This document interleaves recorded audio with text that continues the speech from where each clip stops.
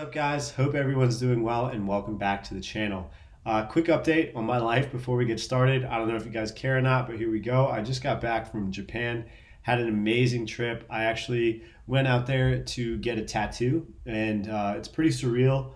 I don't have any tattoos and went ahead and got this entire sleeve from a Japanese artist, and it was an amazing experience. If you guys want to see what that trip was like, go ahead and check out my Instagram.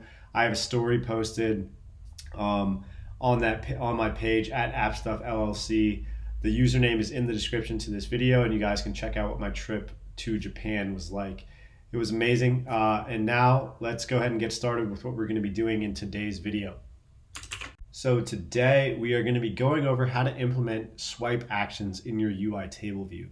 Now this is a really cool feature to implement in your apps that use table views because it really adds to the user experience in that it provides a lot of convenience for your users. So they'll be able to just swipe on a cell and they'll have actions at their fingertips that really makes using the app a lot easier. And this has become really commonplace in modern day applications. So if you want to stay, with the times and stay up to date with the standard of what iOS applications are today, this is something that you need to have in your applications whenever you're utilizing a UI table view. So let's go ahead and get started with the demo. So we see here that we're able to delete a cell with a cool animation there. We can also just swipe all the way through and delete a cell. And then we also have the ability to favorite a message here. So this is like a custom action that we're going to learn how to implement in our UI table view cells, and then we'll also be able to unfavorite that. So you guys aren't just going to be learning how to implement swipe actions, you're going to be learning how to implement custom swipe actions with some logic involved. So I hope you guys are excited to start coding. Let's go ahead and jump into Xcode now. Okay guys, so you're going to want to go ahead and download the source code for this project, and you're going to see two links in the description. One for the completed source code, which is the project we see here that has our swipe actions, and one for the template source code that doesn't have any of the swipe action functionality. So this will be marked with template source code, and the completed project will be marked with completed source code. So make sure you go ahead and download the template source code, and this is what we're going to be starting out with. And that's because I don't want to waste a bunch of time building out all of this UI. I'm going to go over the code with you guys really briefly so we get an understanding of how this stuff works. But this isn't a video on how to build this UI, it's a video on how to implement swipe actions. So we're going to download this source code and then get started with what we need to do in the code to implement these swipe actions. So go ahead and download that, and then let's go ahead and get started with the code now. All right guys, so let's go over what's going on here really briefly before we get started. Try to make this quick. So we have this controller here. It's embedded inside of a navigation controller. So if we hop into our app delegate, we see that we set the root view controller to be a UI navigation controller with the messages controller as our root view controller. So that's how we set the root view controller programmatically, and that is our messages controller that we see here. So let's start with the nav bar configuration. In this function configure UI, we have this navigation bar that prefers large titles equals true. That gives us this nice big navigation bar with this nice big title. This is where we set the title, we set it to red, and we set the bar style to black. And that automatically gives us a light status bar and a light text on the title. So that's pretty cool. And also this messages controller is a UI table view controller because this stuff is being displayed in a UI table view. Then we have these users here, okay? And this user is what we see in our model structure. This app is built under the model view controller architecture. If you guys don't know what that means, it's not super important for this video. I do have other videos on my channel about that. Check out my Pokédex series if you want to learn more about what the model view controller architecture is. So let's go to our user struct. We have three properties. Again, this is our model. We have a username, a profile image, and a Boolean variable to determine whether or not that user is a favorite. So here we see the profile image, here we see the username, and right now is favorite is false. Let's go to our completed application, and if we hit favorite, that's when we set isFavorite to true and show this favorite icon. And if we unfavorite, isFavorite gets set to false and we hide the icon. So that's what's going on there. Hop back into our messages controller. This is where we configure our users. In a real life application, all this data would be coming in from an API, but this is just a mock-up. So all of this stuff is just configured locally in the application. Here we set up all our users: Joker, Superman, Venom, Spider-Man, Iron Man, set their profile images, and we set isFavorite to false for all of them as a default value, right? Okay. Then we have this array of users, and that's what we're appending these users to. And we use this array of users to configure our table view down here. So if you guys don't understand this stuff, I'm going to be making a video on how to, on really all the details about populating a table view with a custom object, which is what we're doing here. But essentially, the number of rows in our table view is the users.count. So however many users are in this array is how many rows we're going to get back.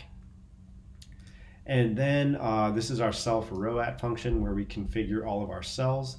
And this is our did select row at function, just so we can see. So if I go to our application here and I click on a row, it'll print out whether or not that user is followed. So now let's hop into our message cell to wrap this up. And this is the class for each one of our cells here. Each cell gets populated with a user. And then when we set that user in the cell, all this stuff happens. We set the profile image, the username, label, text, and whether or not the favorite image view is hidden. So that's what we see going on here: profile image view, username, label. This is just a constant because it's just a placeholder value. And then we see whether or not the user favorite label is hidden there. And then this is just all the code to create those subviews, like the profile image view and the labels and stuff. And then in this function, this is where we add all of those views to our table view cell. And in this extension file, we have this really, really handy function that I've created to programmatically add constraints to your views and subviews. So I use this in every single one of my applications, guys. You guys now have access to this 100% free. This is the function I use to add constraints to and add subviews to a view. So through this function is how we add all this stuff to our application programmatically. It makes that process a lot simpler.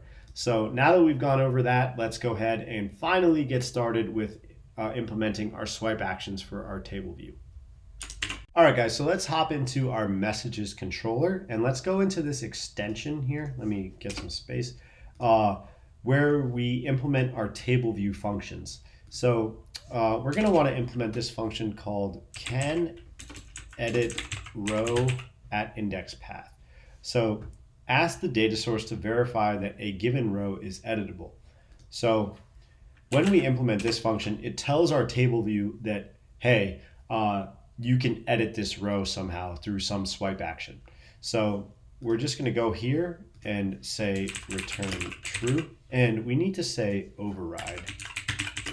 And we need to say override because this is a UI table view controller and we are overriding that function that we have access to through our UI table view controller. So now that we've done that, let's go ahead and run our application and see if that makes a difference or not. So now we see that nothing is happening, but this is a necessary component to implement to be able to edit our table view rows. So now we're going to go ahead and implement one more function, and this is going to be where all the magic happens. So it's going to be called edit actions for row at index path. And it's going to ask us to return some UI table view row actions. So this is where we are going to set up those row actions, return those row actions, and our table view will then be able to give us those row actions when we swipe on a cell. So let's go ahead and create our delete action first. So let's go ahead and say let delete action equal UI table view row action, and open up your parentheses, and this is going to create and return a new table view row action object. So that's exactly what we want. Hit enter on that, and the style for this delete guy is going to be destructive. So this is going to give it that red background color, and it's going to give us the necessary functionality that we need to delete our row. So hit dot destructive, title is going to be delete, because that's what we want it to say. And on this handler guy, hit enter.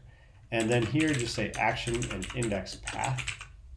So this is our completion handler. So let's go ahead and just print handle delete row here. And let's go ahead and return delete action. And this has to be inside of an array because it's asking us to return an array of UI table view row action objects. So now let's run our code and see if this action shows up when we swipe to the left on our table view. So we see here that we see our delete guy now.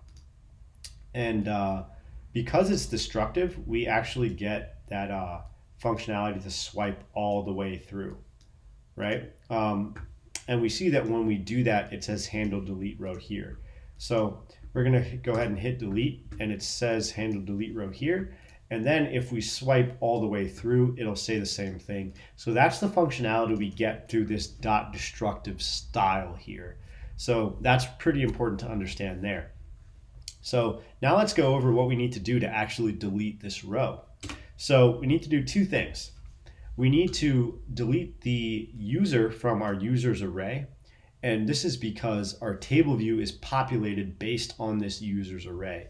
So if we go down to our function, number of rows in section, we are returning users.count.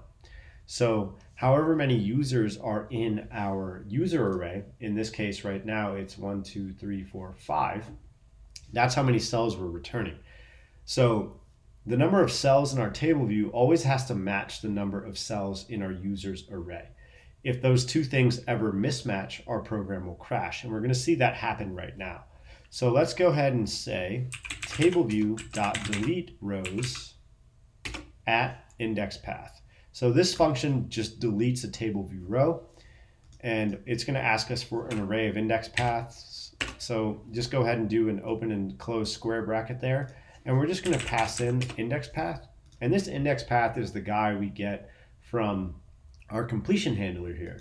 And what it means to be embedded in a completion handler is whenever this action completes, so we complete this delete action, then this code here is going to execute. So as soon as the table view is done deleting, then this code gets executed. That's the purpose of a completion block. Once a process is completed, then another process happens. That's also very important to understand.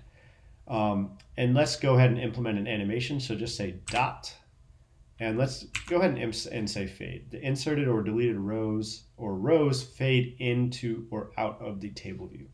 So that's the functionality we're going to want. Let's go ahead and run this, and we're actually going to notice that our program crashes, and it's going to be because we're deleting a table view row, but we're not deleting a user from our users array. So if I go ahead and hit delete here, it's going to crash. And let's go up to this exception that we're getting. Invalid update.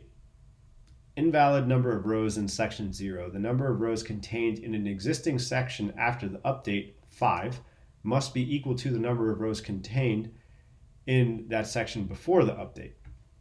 So again, what's going on here, guys, is we deleted a row from our table view, but we're telling our table view to return users.count. So it's deleting that row, right? And then it's saying, okay, now we've deleted this row, so we have 4 table view cells. But in the users array, we still have 5 elements, and we're returning the users.count. So it's saying, I only have 4 table view cells, but I have 5 elements in the users array. That mismatches, so we're getting a crash. So what we need to do is delete the user from our user array. So we're going to say users dot remove at, and then we're going to say index path dot row. So through this index path, we have access to the row we are deleting through this dot row guy. Excuse me. So we're going to say users dot remove at index path dot row. So because this users array is populating our table view, for those of you who don't know how this works, here's a quick explanation. We have a user in the 0 slot, the 1 slot, the 2 slot, so on and so forth. And in our table view, we have a 0 slot, a 1 slot, a 2 slot, so on and so forth. So row 0 is where the joker is in our users array, and we see that where we have user 1. And then row 2 is Superman, and we see that where we have user 2, so on and so forth. So our user array is populating our table view. And the user at our 0 index is the user at our table view's 0 index.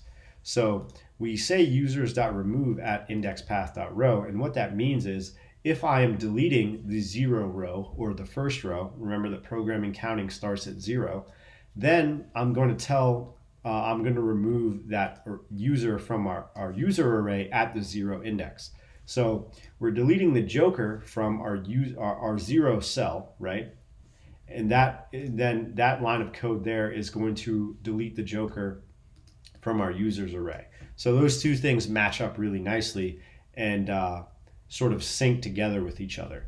So now that we've done that, let's go ahead and run our code, and we're going to see that our program is no longer going to crash, and it's going to look pretty good. We need to say self. So because we're inside of a completion block, we need to say self.users. It's just a technicality in Swift. So now let's go ahead and delete this guy, and we notice that it deletes with that really nice animation. And let's go ahead and swipe all the way through, and that also deletes that user with that cool animation there. And everything is lining up nicely because we're removing the user from the array, which is our data source, which is populating our table view, and then we're deleting that table view row. So we have to do both of those things to make sure our application is completely in sync. So now that we've done that, let's go ahead and finish with implementing our custom functionality to favorite or unfavorite a cell. Ooh, damn, that was a long explanation. Hopefully you guys get that now because I'm not going over that again. All right, let's go over how to implement this favorite action. So we're gonna delete or copy this delete action. Go ahead and paste it down here. We're gonna replace delete with favorite. So essentially, guys, we're just creating a new action, same as we created this delete action here. Go ahead and call this title favorite. Go ahead and delete this code. And this favorite action is what we are going to use to toggle our Boolean variable that we have through access of our user, that is favorite guy right here, between true and false. So if we hit favorite, we want the is favorite to be true. If we hit unfavorite, we want is favorite to be false. So really quick, we need access to our user that's associated with the particular cell that we are swiping on. So we're going to say var user equals users index path.row. So this gives us the user at the particular index path that we are swiping on. And then this is pretty cool. We're just going to say user.isFavorite.toggle. This toggles the Boolean variable's value. If it's true, it gets set to false. If it's false, it gets set to true. That's pretty easy to understand, right? If you don't get that, I don't know what to tell you. So now we're going to just go ahead and print user.isFavorite. And then in our, we're going to set the background color for our favorite action. I'm just going to go ahead and copy and paste that line of code here. You guys can type it out. Favorite action.background color equals UI color. And these are the red, green, blue values. And then we are going to add that favorite action to our array that we are returning, which is our UI table view row actions. So let's run our code now. Shit, we need to say self.users because it's in a completion block. Run our code now, and we should see that favorite action popping up. And then we're gonna get a Boolean variable telling us whether or not they're favorited. So let's go ahead and hit favorite, and we see true. And something that's pretty annoying here is even if we hit favorite again, we're going to see true. So there's something we need to do in our code to be able to make sure that our code is properly understanding whether or not the user we're looking at is favorited or not. So first thing we need to do, we need to be able to have access to the cell we're looking at, because in this user cell is where we determine whether or not the favorite image view is hidden or not. And that's based on whether or not the user is favorited. So if the user is favorited, aka user is favorite is true, then is hidden gets set to false, meaning that it shows up. So let's go ahead here and to access that cell, all we need is this index path. So we're going to say let cell equal TableView.cell for row at index path, and we need to cast it as a message cell. So if we don't cast it, we won't have access to any of the properties in that cell, and we need access to this user here. So, excuse me. Now we're going to say cell.user equals user. Let's go ahead and run this and see what happens. Ooh. Okay, we hit favorite and we notice that this guy's popping up, but we still see that nothing is happening when we hit favorite again. So let's go over what we need to do to solve that problem. Cheers, guys. Sorry, I had to pee. All right, so let's go ahead and solve this problem. What's happening is the user that is part of this array, which is the user that we're using to populate our table view, we're not setting that user's is followed value. We're creating this separate copy of that user through this use of this variable here. Then we are toggling that copies is favorite value or is favorite Boolean variable, right? So we're creating this separate mutable copy, meaning we can change values associated with that user, and we're setting that equal to the particular user that we're looking at in our table view. So if I'm looking at if I swipe on the Joker, this user guy is equal to the Joker. Then we change that copy is favorite value. We toggle it, and then we set that in our cell, and that's what we're doing. But we are not actually changing the value of the is favorite Boolean variable in our user array. So that's what we need to do to make this work. So it's pretty simple. It's just one line of code, and then we're going to be done. We just need to change this title to toggle between favorite and unfavorite. So we're going to say self.users indexPath.row. So this gives us access to the user that we are swiping on, in this case, the Joker. And then we're going to say equals user. So we're basically just replacing the user that was originally in the array with this now mutable copy, right? And that mutable copy is where we toggle the value, and then we are setting the user in the array to equal this user here. So you notice when we highlight this guy, it also highlights there. So now we just need to toggle this guy here. So let's delete that and create this variable called action title. That's action title string equal users indexPath.row is favorite yes is going to equal unfavorite. No is going to be favorite. And then we're going to place action title here. So if you guys have never seen this before, really quickly, it's shorthand for an if statement. So this shortens an if statement to one line of code, which is really nice. And anytime you get the chance to do this as a programmer, you should, because it minimizes the amount of lines of code in your project. It makes your code cleaner. So it's essentially just saying we're creating this constant. It's of type string, and we're gonna set that string based on these two values, and this implements a condition here. So if the user that we're looking at, so in this case the Joker, is favorited, then the text is going to get set to unfavorite. So if the Joker is favorited, we want to be able to unfavorite him. If the Joker is not favorited, we want to be able to favorite him. So let's go ahead and run this code and see if it works. And that's going to be it for this video. So we swipe, hit favorite, right? We see our favorite icon pop up. Now this is where the magic happens. We swipe again and we see unfavorite. So what exactly is happening? So the Joker is now favorited, and we set that we reset that user in our data source or our users array to be this copy of the Joker that we made here, where we toggled the is favorite value. That's very important to understand. So now that we've updated our data source, right? The Joker's value in our data source now has the correct is favorite value. So is favorite is now true. So let's go back to our action title. So action title is a string.